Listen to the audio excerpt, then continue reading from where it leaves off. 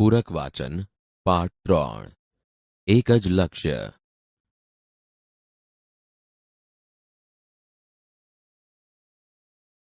હવે આપણે પાઠને સમજીએ. દ્રુપદના દરબારમાં અપમાન પામીને દ્રોણ ફરતા ફરતા હસ્તિનાપુરમાં આવી ચડ્યા. હસ્તિનાપુરના એક કૂવા પાસે રાજકુમારો રમતા હતા. દ્રોણે અસ્ત્રવિદ્યાના પ્રભાવથી કૂવામાં પડેલો દડો બહાર કાઢી આપ્યો. કુમારે આ વાત ભીષ્મ પિતામહને તથા મહારાજા ધૃતરાષ્ટ્રને જણાવી. એટલે તે બંનેએ વિચાર કરીને દ્રોણને રાજકુમારોના ગુરુ તરીકે સ્થાપ્યા. આ જમાનામાં ગુરુની સેવા એ વિદ્યાર્થી જીવનનું એક આવશ્યક અંગ મનાતું.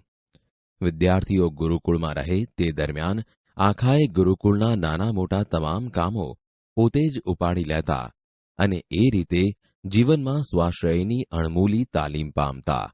આશ્રમમાં નવો દાખલ થનાર વિદ્યાર્થી આશ્રમની ગાયોને ચારવા માટે જંગલમાં લઈ જતો, આશ્રમના વૃક્ષોને પાણી પાતો, ગુરુના હવી માટે સમધી માગી લાવતો અને જીવનના આવા તેવા કાર્યોમાં પલોટાયા પછી જ રીતસરની વિદ્યા ભણવી શરૂ કરતો.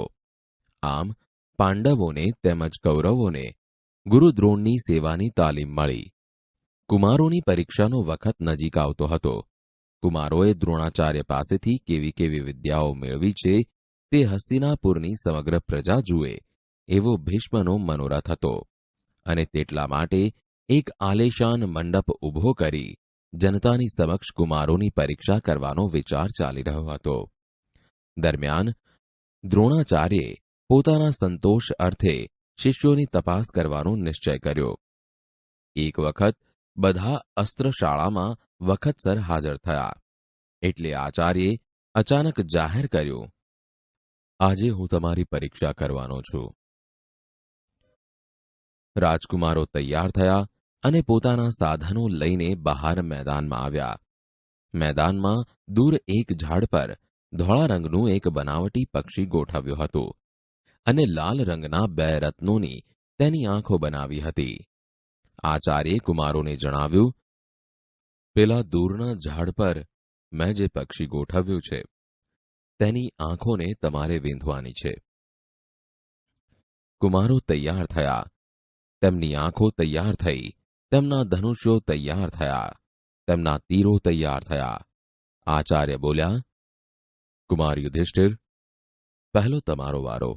જુઓ, આ હું ઊભો છું, સામે ભૂરું આકાશ પડ્યું છે, પેલું રહ્યું ઝાડ અને તેના પર પક્ષી છે. તમે આ સર્વને જુઓ છો? યુધિષ્ઠિર ઊભા થયા, ધનુષ્ય બાણ હાથમાં લીધા અને પક્ષીની સામે નજર કરતા બોલ્યા, ગુરુ મહારાજ, હું તમને જોઉં છું, ભૂરા આકાશને જોઉં છું, દૂરના ઝાડને દેખું છું અને ભાસ પક્ષીને દેખું છું. યુધિષ્ઠિરના આ જવાબથી દ્રોણ ખિન્ન થયા અને બોલ્યા, તમે બેસી જાઓ. પછી વારો આવ્યો દુર્યોધનનો. દુર્યોધન કુમાર, જુઓ, આ હું ઊભો છું, સામે ભૂરું આકાશ પડ્યું છે, પેલું ઝાડ રહ્યું અને તેના પર પક્ષી છે. તમે આ સર્વને જુઓ છો? દુર્યોધને હાથમાં ધનુષ્ય બાણ લેતા જવાબ આપ્યો, ગુરુદેવ, હું આ બધા ભાઈઓને દેખું છું, તમને દેખું છું, ભૂરા આકાશને દેખું છું, ઝાડને દેખું છું અને તેના પર રહેલા પક્ષીના શરીરને દેખું છું. દ્રોણે કહ્યું, બેસી જાઓ. પછી ભીમસેન ઊભો થયો અને આચાર્યના પ્રશ્નના જવાબમાં બોલ્યો, ગુરુજી, હું તમને સૌને દેખું છું. આકાશમાં મોટા મોટા વાદળા તરે છે, તેમને દેખું છું. અને ઝાડના કોતરોમાં પેલો બિલાડો ફરે છે તેને દેખું છું.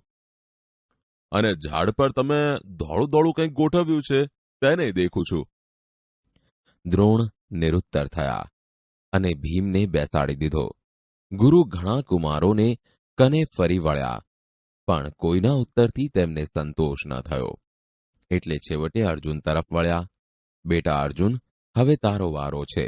તારા પર મારી સર્વ આશા છે. આ સૌને મારે પરાણે વિદ્યા શીખવવી પડે છે. ત્યારે તું તો વિદ્યાનો ભૂખ્યો થઈને રોજ મને શોધતો આવે છે. ઉઠ, તૈયાર થા. જો આ હું ઊભો છું, સામે ભૂરું આકાશ પડ્યું છે, દૂર પેલું ઝાડ છે અને તેના પર પક્ષી છે. તું આ સર્વને જુએ છે? દ્રોણ હજી તો વાક્ય પૂરું કરે છે ત્યાં અર્જુન બોલ્યો, ગુરુદેવ, હું તમને દેખતો નથી, આકાશને દેખતો નથી, ઝાડને દેખતો નથી, માત્ર એક પક્ષીને દેખું છું. બાણ છોડવાની આજ્ઞા આપો. "તા અર્જુન, અમને કોઈને દેખતો નથી, એકલા પક્ષીને જ દેખે છે."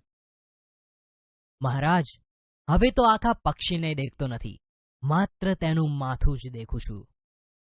તરત જ અર્જુને જવાબ વાળ્યો અને દ્રોણ કંઈ બોલવા જાય ત્યાં ફરી બોલી ઉઠ્યો, મહારાજ, હવે તો આ પક્ષીનું માથું એ નથી દેખતો, માત્ર બે રાતા તારા ઝગમગે છે તેને જ દેખું છું. "બેટા, એને જ વિંદ."